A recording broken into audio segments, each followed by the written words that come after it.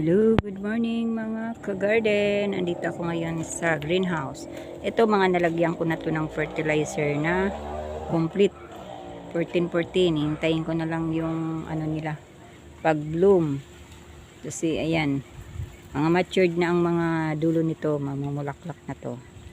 Sabay-sabay ito mamumulaklak at nalagyan ko na nga ng fertilizer na 14-14, isang bisis ko palang nilagyan. Pangalawang lagay nito mamumulaklak na yan, sabay-sabay.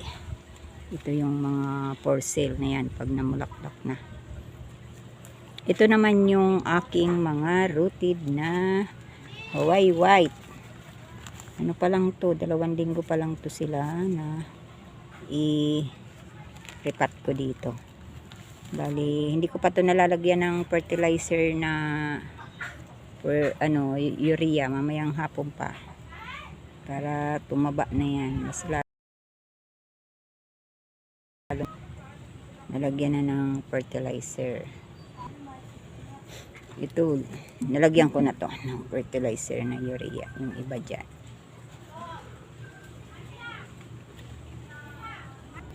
At ito naman si Orange Diamond, nakitaan ko na rin siya ng bulaklak. Ayan,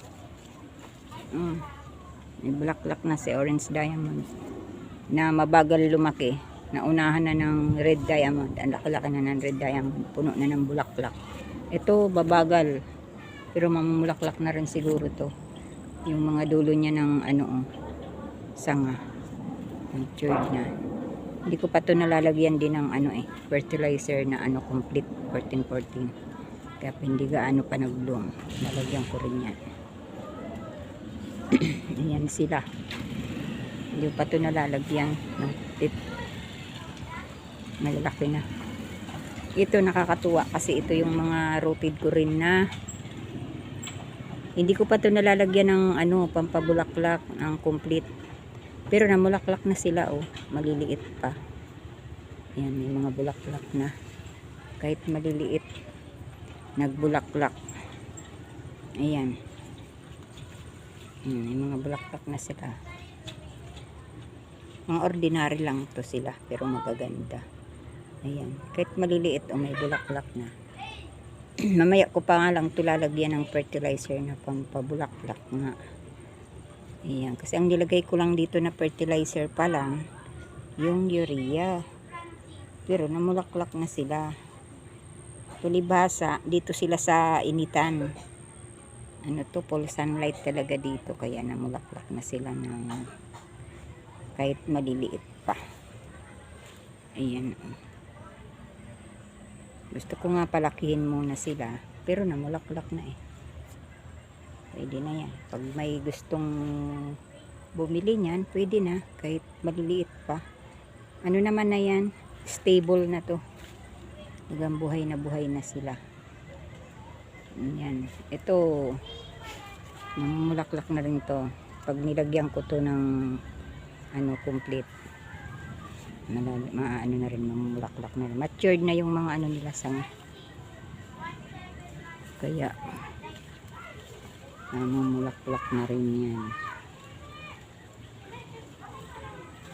Huwag pong kalimutan mag-subscribe sa aking YouTube channel, sa Annalyn's Garden Vlog.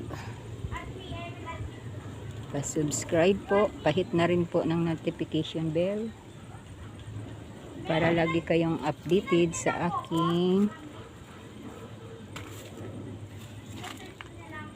mga video.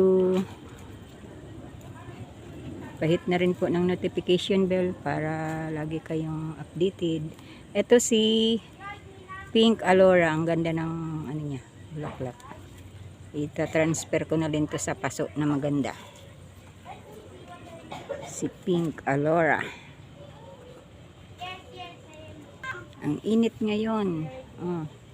Tingnan nyo naman. Tindi ng init.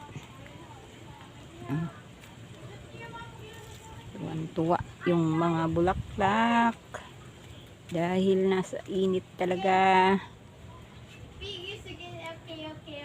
Thank you for watching mga garden. Huwag kalimutan